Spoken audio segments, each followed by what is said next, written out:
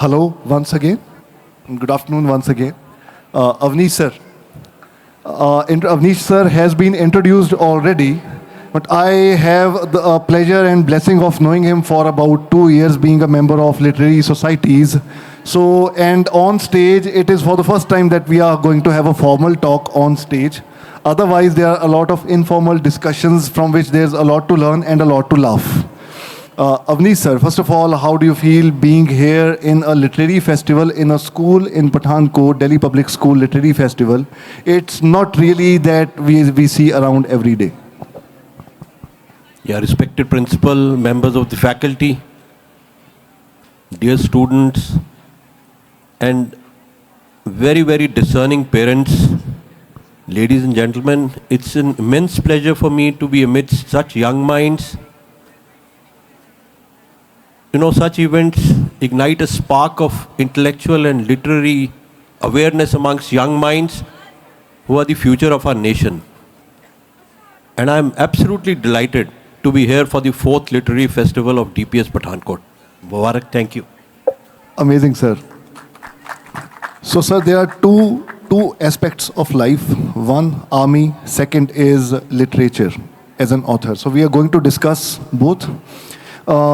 The very first question that I'm going to ask you is about both. So your recently published book, which the title of which book is Boots, Bonds and Belly Laughs. Am I correct?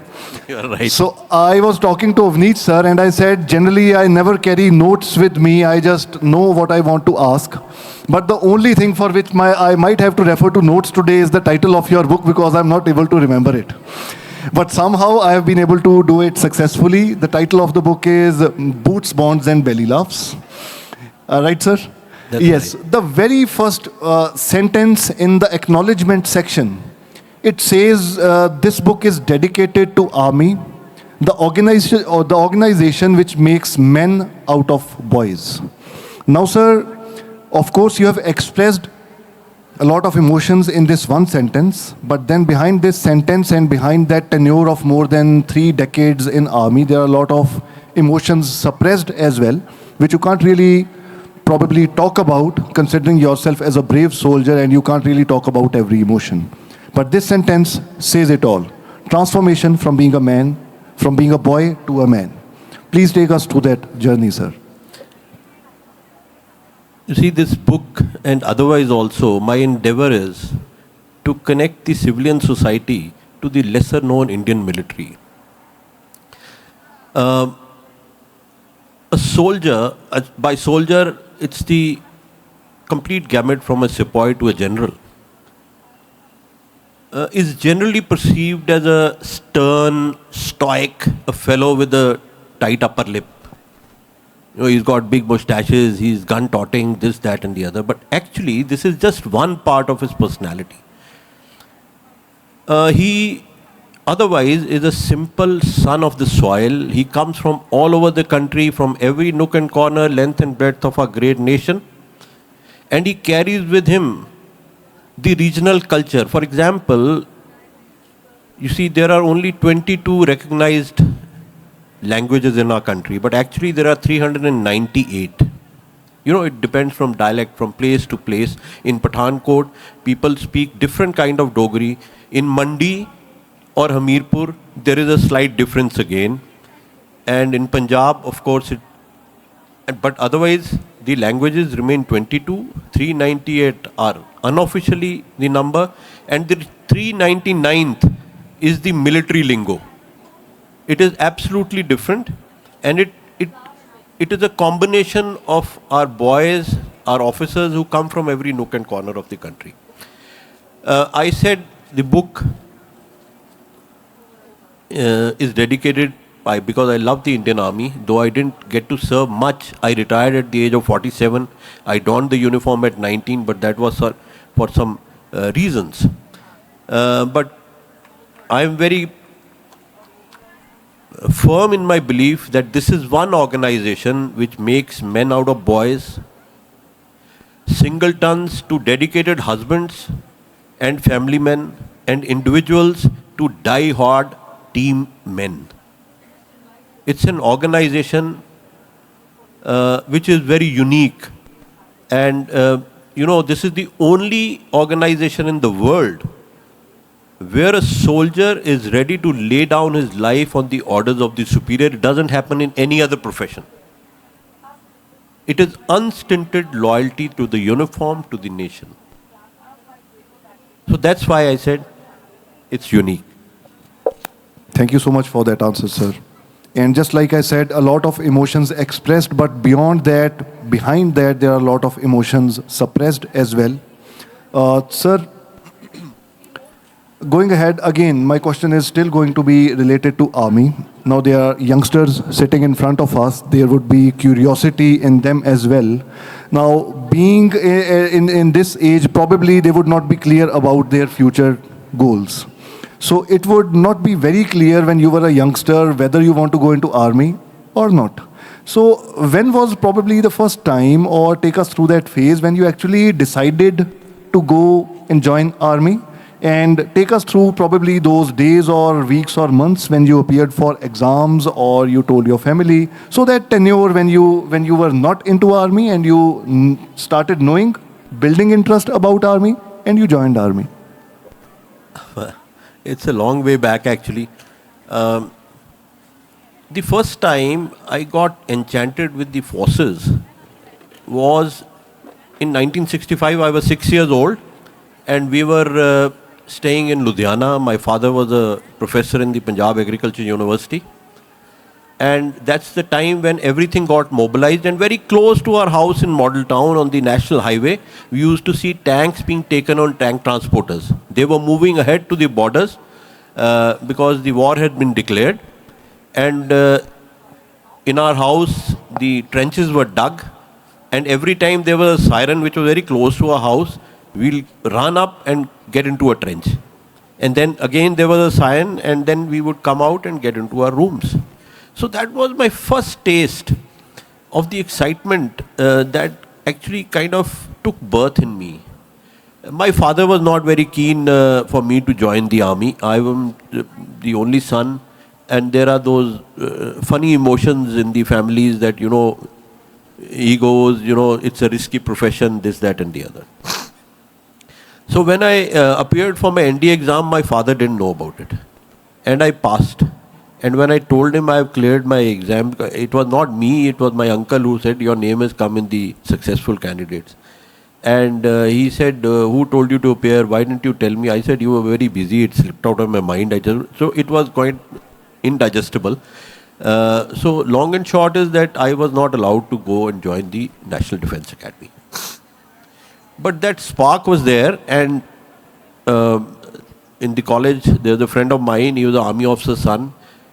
He told me, he says, I am going to appear for the Indian Military Academy exam. I said, get a form for me also. So he got a form for me. Both of us appeared. Unfortunately, he didn't make it and I made it. And then I told my father, now, sir, I can't resist it. So he said, okay.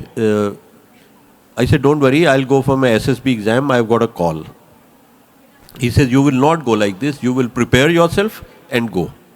So that was a big transformation in his attitude, and I was very happy.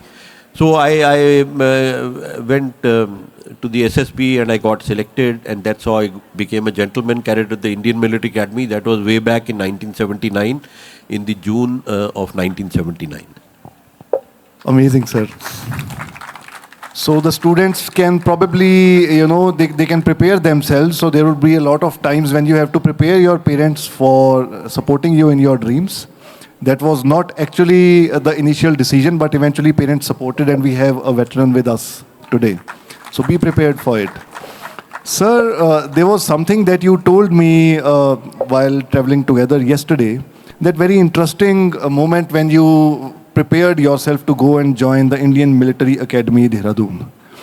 When you prepared yourself, you dressed up, you took that haircut, and all those preparations that you did, and later on you got to know the real side of it.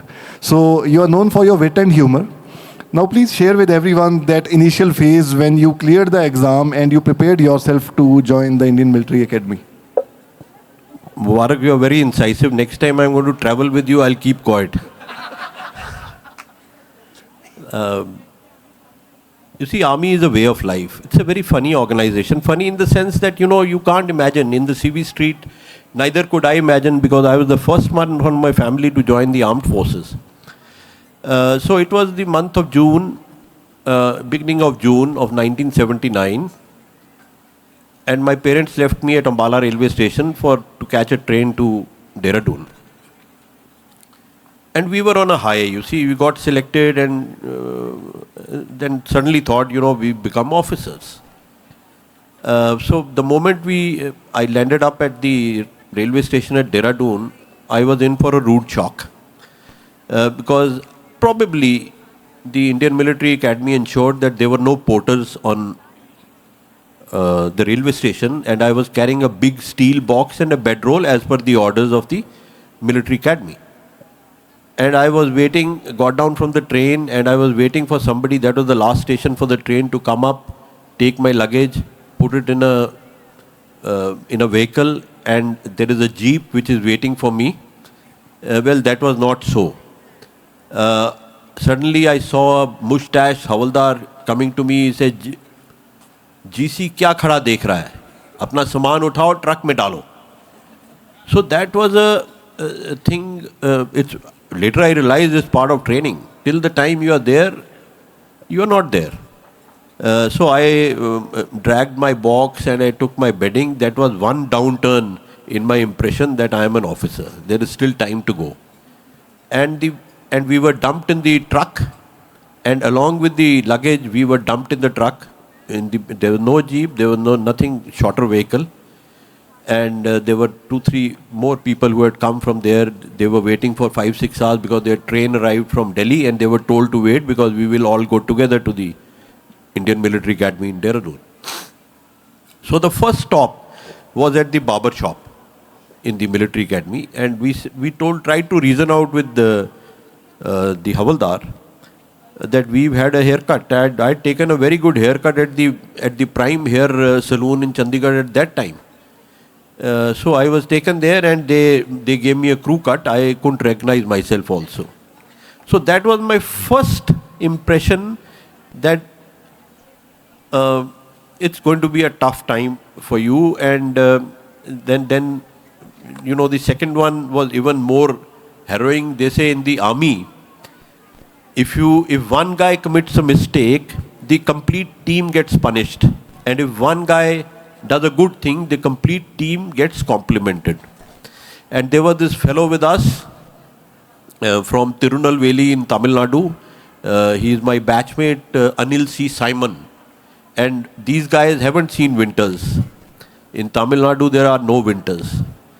And he was quite taken aback because Dehradun is a cold place. It's very close to Mussoorie. At night, from our barracks, we could see the lights of Mussoorie. So the seniors used to, this particular event is called Mussoorie Nights. So they call out for a fall-in in the middle of the night. And here is Simon, with a monkey cap and gloves and all that from his room, 15 feet away into the parade ground for a fall-in by a senior. And his feet are clattering, and he says, I can't speak, it's very cold, sir.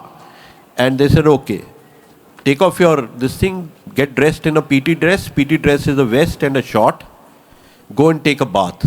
Come and take a run. So we used to go for a run, come back, again take a bath. This was happening all at night in the month of December in Dehradun. So it happened the whole night, and next day morning we thought that we are going to get frozen to death and we will be in the hospital, and nothing happened. That is the time we realized that a young body has a lot of endurance if you have the willpower. And believe you me, after that Mussoorie night episode, I have never felt chilly. The chill from the bones has gone permanently. Even today, I am not putting on a warm vest. And I did put on yesterday because I was slightly under the weather, and he was joking at me, you're putting on a jacket and all that. I said, I'm not feeling too bright. And Simon plays golf. He's in Delhi in shorts. He says, I have never experienced cold thereafter. this is the kind of impressions and the army way of life which transform you into a different person. Amazing, sir. Thank you so much for sharing your experiences. I mean, these experiences, these stories, we don't really get to hear them often. So I'm going to dig a little more, dig deeper into these stories. Sir, along with your tenure as an army officer, eventually you have become an author. And your book, because you have dedicated it to army, of course, there are anecdotes, there are stories, there are moments which you have shared, which are from your tenure when you served in the army. So now, tell me one thing. Do you remember the exact number of stories or anecdotes that you have written in your book? I counted them yesterday. That's the only homework that I did. And I have a question around them. No, he went out to a mall yesterday. I had an early night, and he got back at 10:30. I said, you must have gone off to sleep at 10:30, 10:45. He said, I went off to sleep at 2 o'clock. I was doing my job, and he was telling me, I have to interrogate you tomorrow.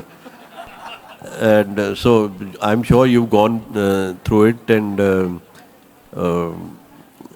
so the total number of anecdotes, there are a total of 97. Yes. There are not. The book it comprises short stories. It has got 6 chapters. The first chapter is Fauji's and the Fauji way of life. It is purely concerning the army. The second is the spice of life, which talks of human relations, though with the background of anecdotes from the army. You see, my aim is that what happens to me is quite strange. Every time there is an incident in the civil society, a newspaper, a news, so I get reminded of the anecdotes from the army, because I want to project that we are no different. They are slightly different. So taking this I'll give you an example. We are playing golf at the Chandigarh Golf Club, and there is a Bandara which is at the lake, who's announcing that 5 roti, 1 sabzi, achar, 10 rupees mein. So I get reminded of Hawa Singh. Hawa Singh used to be my tank driver when I joined the army. Hawa Singh was the best tank driver. He was so strong. He belonged to a place near Rohtak in Haryana. And being a tank driver is not merely driving a tank, it's a 40-ton machine, but it also requires maintenance. And tank runs on tracks. And I saw him personally changing the track, which is, 3 parts of the tank track would be heavier than a Activa scooter. And he would do it on his own. So he was a very tough guy, very dedicated, but he had a problem. His problem was that he would, in one sitting, eat more than 2 dozen chapatis. He had an appetite of a rhino. And this was not 2 dozen chapatis, 3 times a day. He would upset all the ration plans of the squadron, because everybody is authorized particular amount of rations in the army, and he would upset the complete administration. But he was Hawa Singh, so just too bad. So they said, what do we do? And there used to be a lot of brainstorming. How do we control his rations? In the army, it is very difficult to get leave. Every time you ask for leave, they say, no, this, that, you can't go. And there are so many reasons. But every time Hawa Singh used to put up an application for leave, go. So, because they would save on rations. So then finally, the squadron commander decided that we will put a cap that no more than 6 chapatis to anybody, because we have to go as per the government rations. They are authorized that much. So a cap was put, and Hawa Singh had to do with 6 chapatis, and lo behold, very soon there was an inter-driver competition at the station level, and Hawa Singh, as expected, became the best driver because of his performance, his driving and his maintenance skills. and the CO, the commanding officer, every month he has a gathering of all his troops, which is called Darbar, CO Saab ka Darbar, but now it's called Sainik Sammelan. So CO Saab का दरबार हुआ and CO साहब ने बोला, जो सूबेदार major खड़े हुए, CO साहब खुश होकर, सिपाही हमारे आर्मर्ड कोर में सवार बोलते हैं, सवार हवा सिंह को सिपाही से नायक बनाते हैं. So everybody was happy and he was very proudly bestowed with 2 stripes on his arm. It was a big occasion for him, so everybody thought. So then when the darbar was coming to a close, Subedar Major is, it's his duty to ask, कोई आपका सवाल हो CO साहब यहाँ पर है तो पूछ सकते हो. So nobody normally has any sawal in the army. Everything is hunky-dory. But then Hawa Singh gets up and he says, number 10, 65, 488, Nayak Hawa Singh, श्रीमान, मन ने बहुत खुशी हुई, आपने मुझे फीती लगाई, लेकिन मन ने ज़्यादा खुशी होगी अगर आप मेरा राशन बहाल करोगे. So this is the simple utterance by a soldier who's more focused on his performance and not interested in things other than that. And CO Saab was, one word, he said, grunted, and everybody started cheering. So that was the Hawa Singh's fan club. They said, give him chapatis as much as you want to, and let's have good soldiers coming in. Amazing, sir. Thank you so much for sharing that. And along with that, your storytelling, technique is also coming up, and everyone knows about you. वो बोल दिया जाता है wit and humor. He is known for his wit and humor, but that's how he tells the stories, the real life incidents. Now, sir, yes, we start imagining, we picturize everything that he's sharing. Avnish sir, now we are moving further, coming back to the book and all the short stories that you have mentioned there. Sitting here among hundreds of young minds, young students, there would definitely be a lot of short stories inspiring a lot of young souls. So share maybe 1, 2, or any number of any story that you would like to share here, specifically considering the young students sitting over here. I can tell stories to my young friends all through the afternoon, but after a time they become monotonous and we have to travel back to Chandigarh and you have to go back home. So I'll tell you one of the traits which is the guiding trait of an Indian soldier is the discipline and his devotion to duty. You see, there was this platoon. Platoon is about a team of 30 men. In Jammu and Kashmir, when you're fighting anti-terrorist operations, and you get news that there are some terrorists hiding in a particular village. So what normally everybody does is, what the army and the security forces do, they cordon the village at night, thereby blocking all routes of andar aane ka aur bahar jane ka. So once they've done it at night,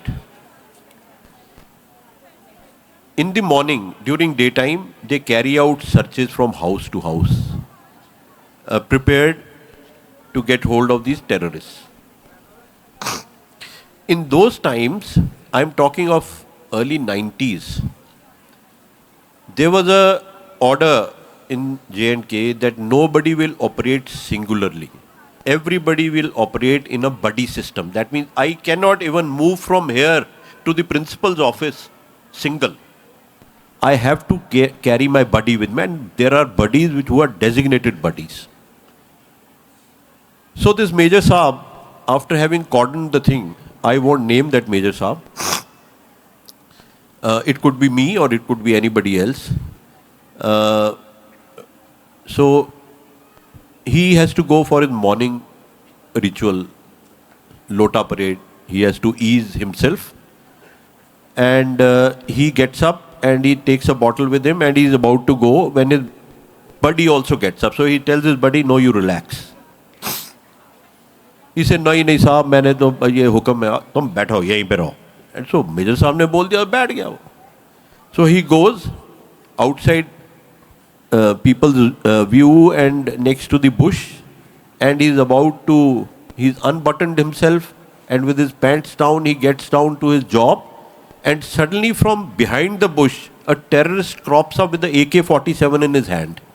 You know, it is closer than these loudspeakers, or maybe as close as Mubarak.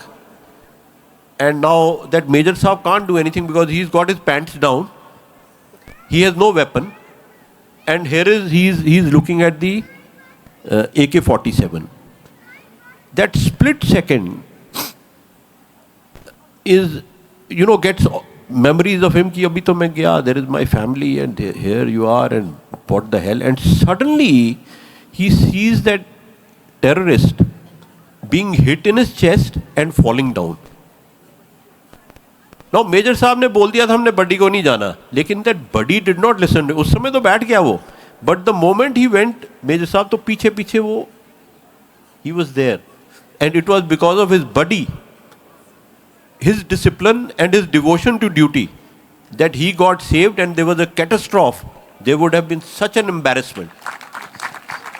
This is the kind of devotion and discipline that exists in the Indian Army today.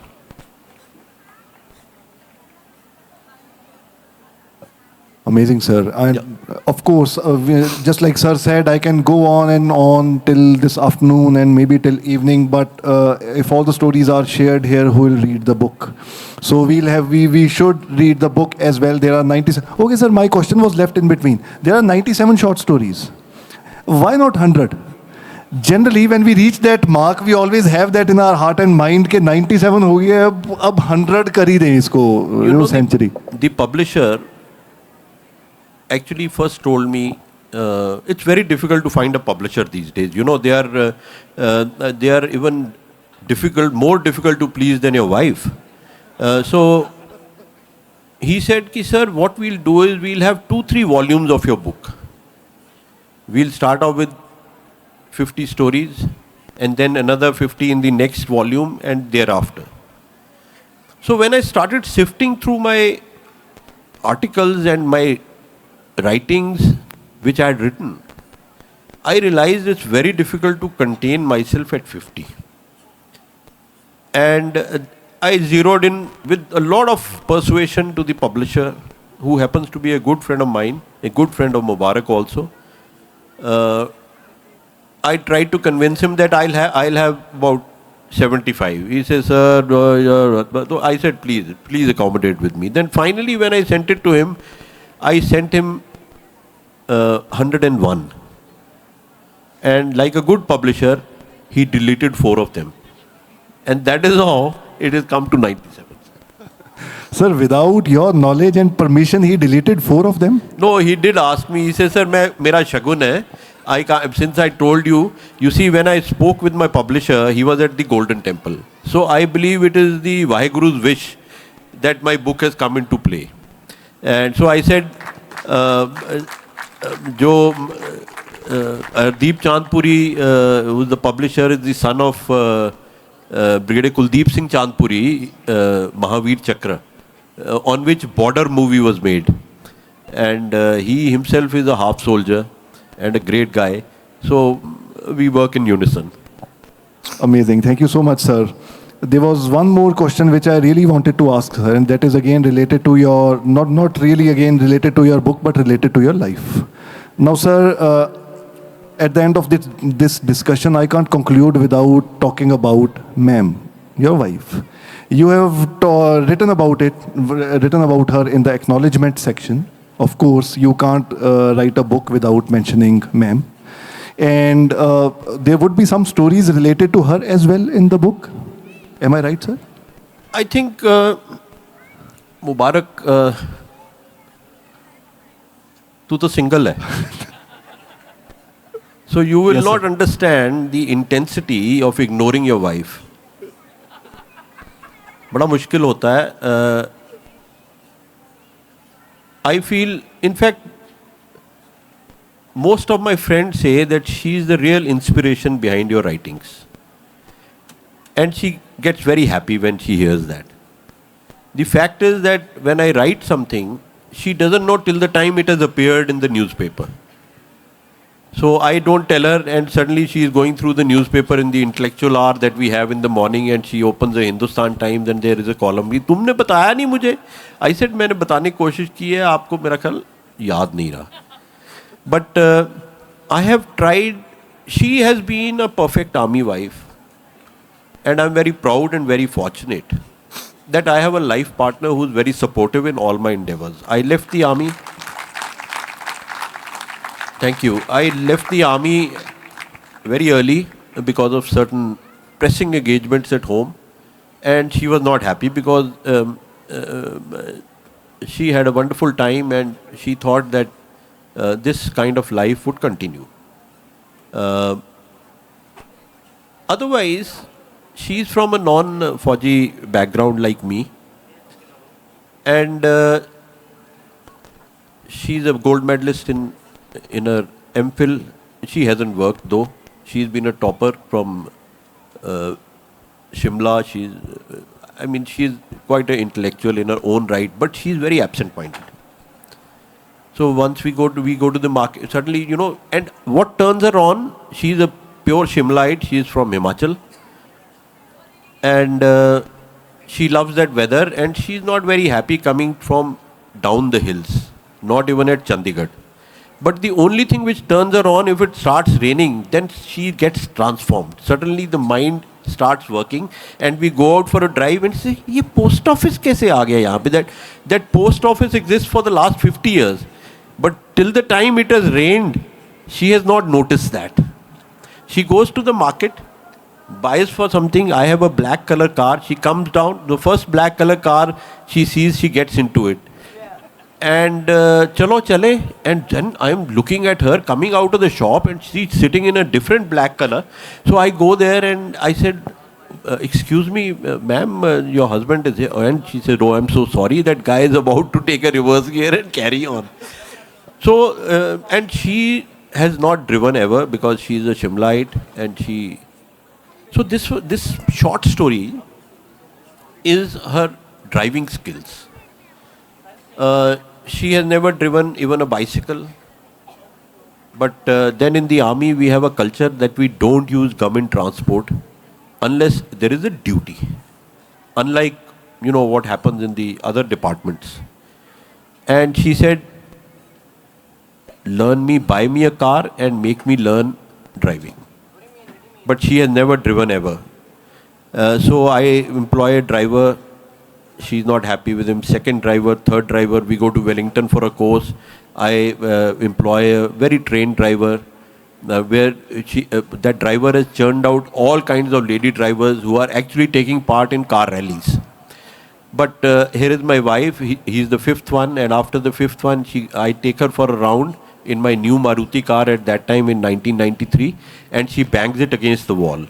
So that is the end of the driving, and then is the sixth driving and the seventh driver. And when I am the CO, my personal driver taught her how to drive. So 9 drivers, and finally when we come home after retirement in 2007, I have to employ another driver to teach her drive in Chandigarh.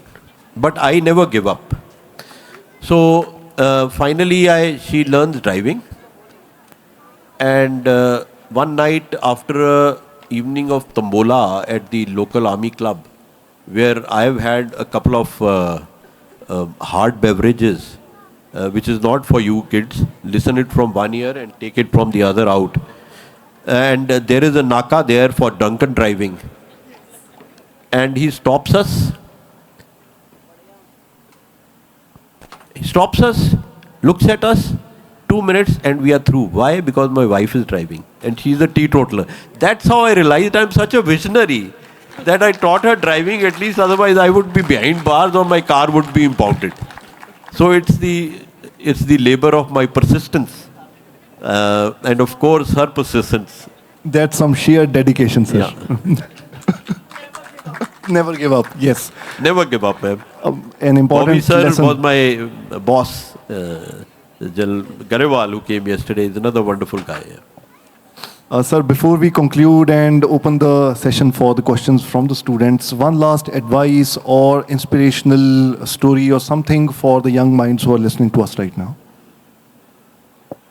Well, what inspiration? I think these kids are too good. They don't need inspirations. Their parents are so aware. The kids, we heard the girl who'd gone to Hungary and those girls who'd gone to Dubai. Their communication skills, their awareness levels are tremendous. I think we need to learn from them rather than they learn from us, because we are bygones. And I would not like to give any misplaced advice to them. I think their school, their teachers, their parents are doing a wonderful job. And we wish them Godspeed. Such bright students, we never could imagine this kind of an activity. Let me tell you, these are fortunate people. There are very few schools, a handful of schools in this country who organize a literary festival of this scale. Yes, and very true. You should be fortunate to be belonging to a school of this nature. That's so true, sir. And this is not just for the stage. We have been talking about it forever, that academic institutions, it is very rare handful of institutes which organize such an activity at this level. And yes, all the students who are listening and beyond will listen to it later on as well, watch it on YouTube or through their education or their school websites or portals, social media portals. You are blessed beyond limits to have such activities in your school, and not just this stage activity. There are other activities which are happening in the classes in the whole school. Sir informed me about an activity wherein teachers give gifts, presents to the students, which are books. So there are such presents, there are such activities which are for the students and for the parents, and such engaging activities. It is amazing to see all this, and hats off to sir and the whole staff, everyone over here. You see, I was unpleasantly surprised. So about 6 months back, I was going from Chandigarh railway station to Delhi, and there used to be a big book stall right on the left side of the entry, which was quite flourishing during the times we were in school and college. And this time I was very sad to see it had been converted into a tuck shop, with just one corner of the books gathering dust. And I wrote about it in Hindustan Times also, and I got good reviews. People want to learn, people want to read books, but the environment is lacking. Even in the airports, at various places, these places are very less frequented. People are going to malls and to the shops which give them fancy things. But books somehow have taken a lower order of priority, and I'm very happy that the school is encouraging reading, because unless you read, you can't write. And unless you read and write, you cannot become wholesome. This is my conviction. You can go to a gym, build up a good body, good stamina and things like that, but they say you are only complete with the brain and a brawn, and brain, takes priority. Thank you. Thank you so much for those insightful explanations, insightful stories, insightful words, sir. It was amazing to have you here. Now I think we should open the session for the students to ask questions. If someone can please hand over a mic, and if the students want to ask a question, if you want to ask anything to Colonel Avnish Sharma, sir. Yeah, please. There's someone who has raised a hand already. So let's please have the questions from the students.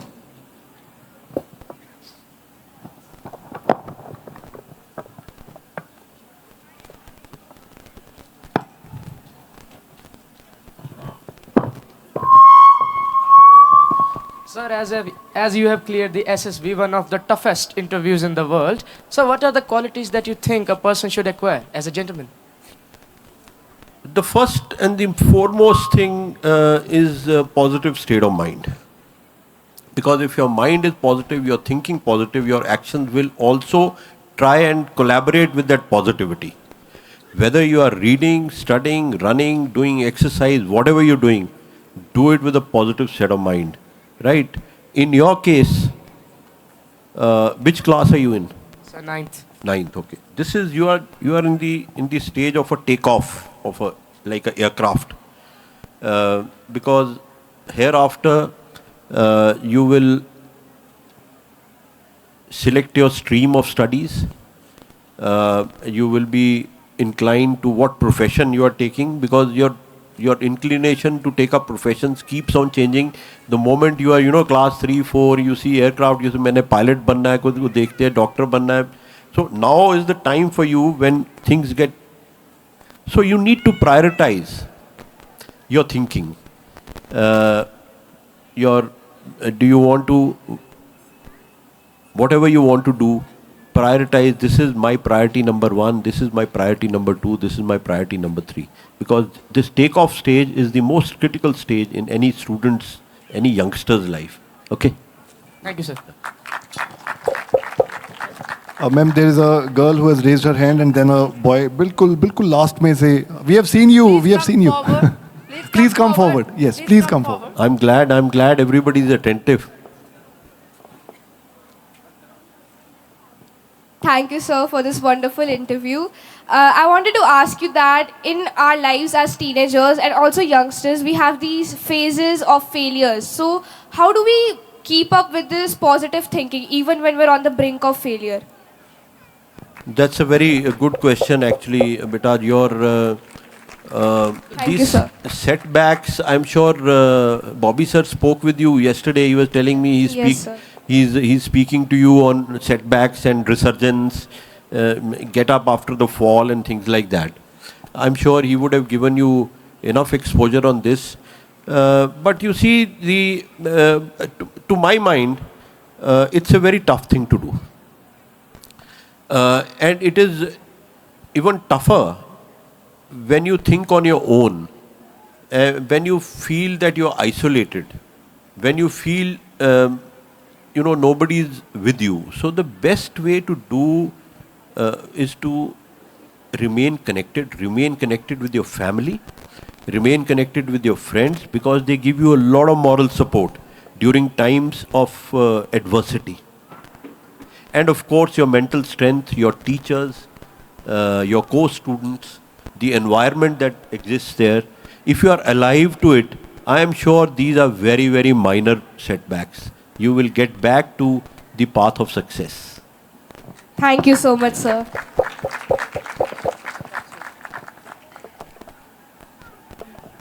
Hi. Hello, sir. Hi. Hello, sir. Hi. Sir, so as a 12-year-old studying 6th grade, I just wanted to know that how can I get inspiration to just know what I want to be when I grow up? Because right now, as a 12-year-old, I don't know what I want to become. Yeah, this is a normal dilemma, but you are thinking about it. That means you are thinking ahead. You are a thinking boy, you are a thinking student. It's too early for you to decide on what you have to become.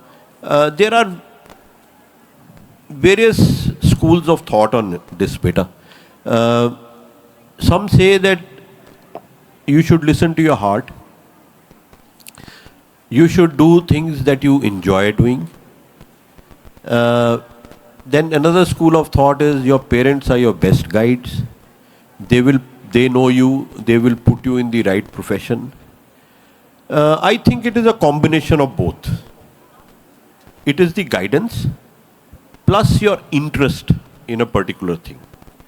Because yesterday, now this is a positive point about driving with Mubarak, otherwise he steals ideas from you. But he was telling me about a guy, his friend, who took up a job, was not enjoying it. And ultimately he ends his life because he was frustrated. So, these are life lessons to learn. It is a combination of both. It's too early for you. Keep on thinking, keep on studying.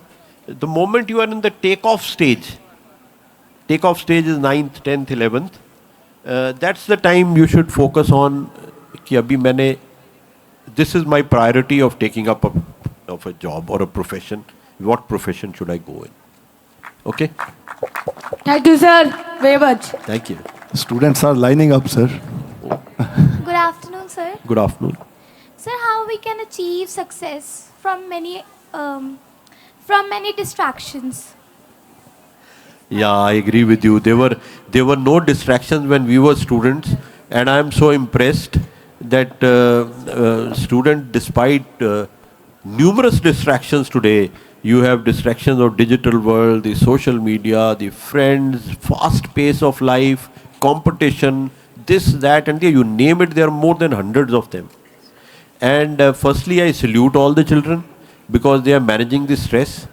And I salute all the teachers who are guiding them to manage stress. Seeing the parents, some discerning parents, in fact, mothers. Another thing which surprises me that, parents normally comprise mothers here. I thought there'll be somebody like us also, but I think they are more busier in earning their livelihood and making sure that you have a comfortable life. So you could manage. Even the girls are more active here, and that's a very good thing. That gives us a complex that we are probably now a distinct species. Success will only, you have to manage it somehow. I think you have to prioritize your life. Do you want to go use the social media to your advantage, or do you want to use social media and wasting of your time and non-prioritizing your life, which as of now is basically imbibing education and imbibing good things and good values of life. I think you will have to figure out a way for this. There is no cut and dried solutions to this. It's a challenge. Good afternoon, sir. Sir, as someone who loves reading and writing poems, I wanted to ask that how will I find the right direction to enhance my passion? You must continue with your passion. Because what happens is, it's a wonderful habit. I'm telling you, you will realize that books are your best friends. And writing, of course, is so fulfilling. Giving you my personal example, I used to read a lot as a child, all fiction. And then I was also a keen debater and took part in declamation contests. I was writing for service magazines when I was in service. And then I wanted to write for... So this habit should not die in you. And let me tell you one thing. I retired, came back home in 2007, and I said I must write for fulfillment. Fulfillment means I should write, my article should get accepted, it should appear in print, and it will give me a lot of happiness. I sent a lot of articles to various newspapers, they all got rejected. Then finally, in 2011, my first article got published, and thereafter there was no looking back. I've written about more than 250 in print media and more than 50 in other literary magazines and things like that. So never give up. Keep on writing, because this is a self-motivation for you. Sir, I would like to add to that answer, because I started writing when I was a student like you, and I never had the confidence to share with my family that I am writing. Okay, so all those diaries, all those poems, and I started writing poems first.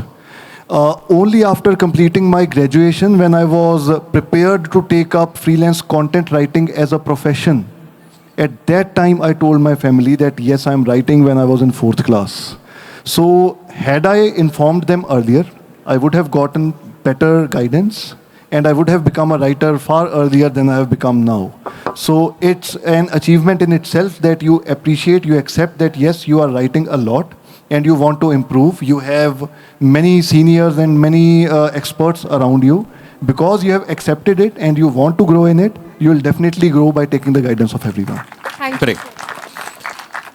And so I just wanted to ask that where to send my articles or poems. Like, I can't find the right platform. I connected with Notion Press, but I'm a bit confused. I think Mubarak is the right person to tell you he's alive. Yes, sir.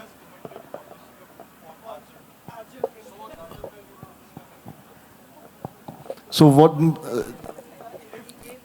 you mentioned Notion Press over here. Yes. My first two books were published by Notion Press. Okay.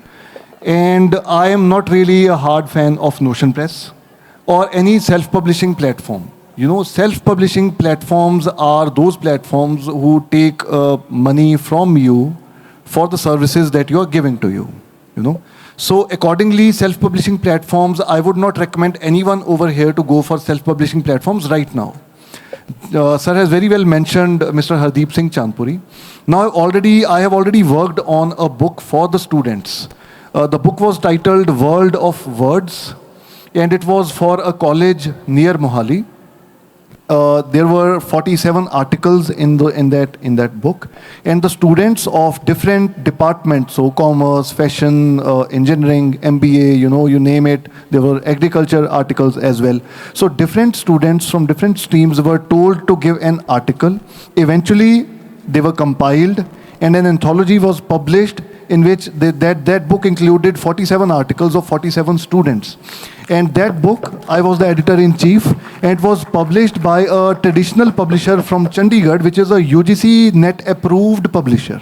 You know, now such are the publishers which are important for you students to grow in future and to give the reference of such books and such publishers. Hardeep Singh Chandpuri sir has committed. It is not a difficult activity. All the literary activities that, sir, you are doing in this school, compiling such articles or poems or anything written by the students, giving them, you know, editing them, proofreading them, compiling them, and sending to a publisher. It is not a very difficult activity. I have done it alone without the support of college, or rather I would say I got a lot of criticism. I was opposed by some of the top positions of college because they felt insecure कि जो हमने नहीं किया वो एक बंदा बाहर से आके कैसे कर रहा है. But it is for the benefit of the students. It is not benefiting us. And because it is for the benefit of the students, it is not a very difficult activity at all. We are always there. Hardeep Chandpuri sir is there. I have already done it. I am there for you in future. Please, if any of such an activity is done in future, we are there for you, for the students. Let's do it for the students, please. Thank you, sir. It means a lot. Good afternoon, sir. Good afternoon. So today your stories were really inspiring and motivating, especially for me because I am also an NDA aspirant. Very good. And actually, being a girl, I sometimes face backlash from like parents also and family members that army career is not good for girls, so and so. So how to deal with that? And also I want a gist about how to prepare for the examination. Your last question first. I may not be very clear. I seek your pardon as to what is the curriculum for the girl cadets to get into the NDA. But I presume it is the same as the boys because if you are being equated in training, your examinations would also be the same. Yes, it's the same. Yeah, they are the same. Then it is as per the internet, whatever state of this thing. Now, as far as the other part is concerned that you are facing backlash or maybe discouragement from your friends or your family, I think it is ill-founded. Because there is, once the government decides that a particular gender can achieve this much, in fact, the parents should be very proud to be belonging to a nation of this nature. Ladies, girls were not permitted in the Indian Army or in the Indian Air Force or Indian Navy 2 decades back. Whereas ladies have been functioning in the militaries world over for so many years and they've been performing very well. So it's a misnomer that people or whoever your loved ones are still living in the past. I think they would get wiser as the time goes by. They have their own reservations because we are as a society feel that this profession is only meant for males. But let me tell you, when I left the army, one could see a lot of lady officers and they people used to swear by their efficiency, their strength, and their bravery. That is the reason that the government earlier used to give them a short service commission. They've started making them permanent. They are now commanding units. There are ladies who are flying fighter jets.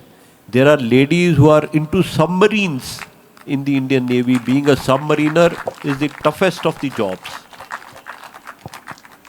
And you saw after Op Sindoor, the spokespersons for the Army and the Air Force were ladies. All these things, I am sure, will change the mindset, and you rest assured you will achieve your aim. Thank you so much, sir. Afternoon, sir. Good afternoon. Sir, what struggles did you face to achieve your success? Beg your pardon, can I have your question again?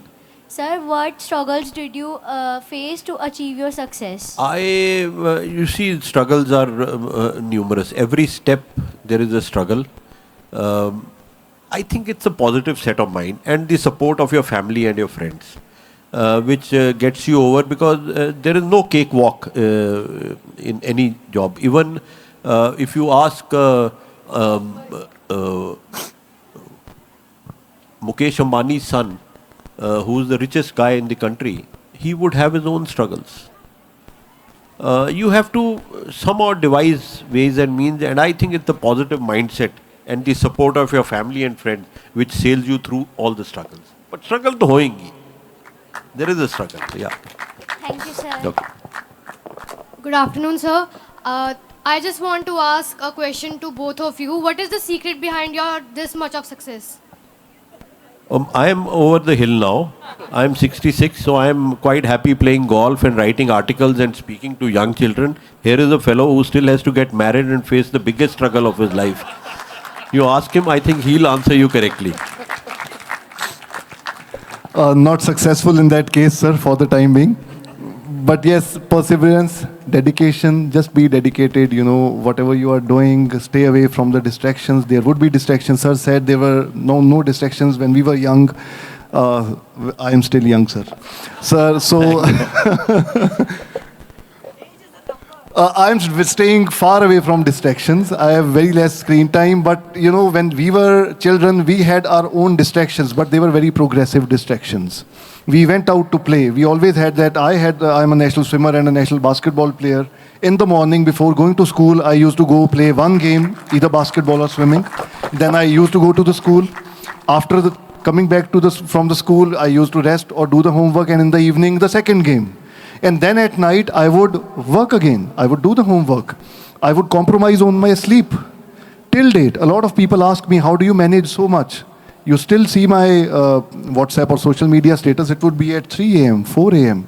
And my alarm, if it is set at 8 a.m., I'll wake up at 7:30 a.m. I'll sleep for 2 hours, 3 hours, 4 hours. If I'm dedicated to achieve what I want to achieve, you'll compromise on everything else if you're dedicated to achieve your targets.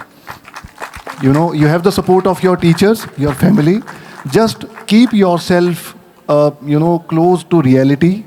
Don't cheat yourself. Whatever you want to achieve, हम किसी को कह सकते हैं कि मैं झूठा कह सकते हैं कि जी वो होमवर्क कर लिया था मैंने, पेज फट गया जी, पता नहीं कैसे कहाँ चला गया जी, लेकिन अपने आप को चीट नहीं ना कर सकते. So don't cheat yourself. Be true to yourself. You will definitely achieve. Thank you, sir. Good afternoon, sir. Myself Nishita, and I am a pass out from this school only. I am currently a second year BDS student. So while pursuing this degree, we are under tremendous stress between clinical posting, theory exams, and practicals. And between all this, we tend to lose the sight of our goals. And everything, our sweat and work, everything feels worthless. How does a person cope with that and stay on track? Yeah, this is, you see, medicine and dentistry are very tough. Firstly, it is very tough to get into them. Second is it is even tougher to go through them. And then it gets actually tougher when you are out of it and in competition in the real world. So just take it in mind that this is a passing phase, because and you are not the only one under stress. there are a whole lot of people who are with you who are under stress. I would say that whenever you get stressed, best is to read a nice book, interact with your friends, see a good movie. This movie, 120 Bahadur is coming, is already in the theatres. Go and have a look at it. 21, about a young 21-year-old Paramveer Chakra is coming. I am only talking of the army movies. The other ones I may not be able to comment. But these are certain ways to de-stress yourself and get you out of the routine rigmarole of going through the preparation through the curriculum of your studies to become a dentist. I think that is the best I can tell you. Continuation with that, we have a staff member with a question. All right. That's Hello, good afternoon, sir. Good afternoon. So I would like to ask a question that nowadays students or the people of my age also, if they have one failure in their life, they started feeling depressed and anxiety and everything. So what is your call on that thing? No, I agree with you because there are so many pressures, there is so much of competition, and there are so many distractions which make you feel low at times. I would say that you have to take it up as a challenge and look at brighter things of life. Like all bad times don't last. In fact, it's a shorter time span for bad times and a longer time span for good times. So as long as you understand that and you stay connected with your family and your friends, I think you'll sail through. Thank you, sir. Yeah. Thank you so much. We are talking about all distractions. So here's a student who needs to be focused. Very good afternoon, sir. I wanted to ask that how to be focused. Like, I'm the one who starts with science subject and ends up with reading only half and one page of each 3 or 4 subjects. This is a case with not only with you, millions of students. Because you tend to, now also it happens, but in our time it used to happen very frequently, that we used to select a curriculum which your mom or your dad wanted you to select. My mom wanted me to be a doctor. I was far away from that. Most of my friends have become doctors, and I could not manage. I tried taking it up because my mother wanted it, but then I realized after 1 year that this is not my cup of tea. Then my father wanted me to become a lawyer, till very much time that I went for my SSB interview. And I had different goal sets, though I tried to convince him, yes, I will become a lawyer, I debate, I declamate and things like that. But then that was not the case. I think you will have to get over and select the stream which you enjoy. And you have to convince your parents and your close ones that, look, I am wasting my time. Let me do what I have to do. Okay, sir. Be brave. You're a brave girl, yeah. Any more? Thank you so much, sir, Thank you, ma'am. for all those amazing answers to innocent queries. Thank you very much. Thank you. Thank you so much, ma'am. Thank you, sir. Thank you, Avnish, sir, for this insightful session. This is definitely going to help the youngsters a lot. Thank you so much, sir.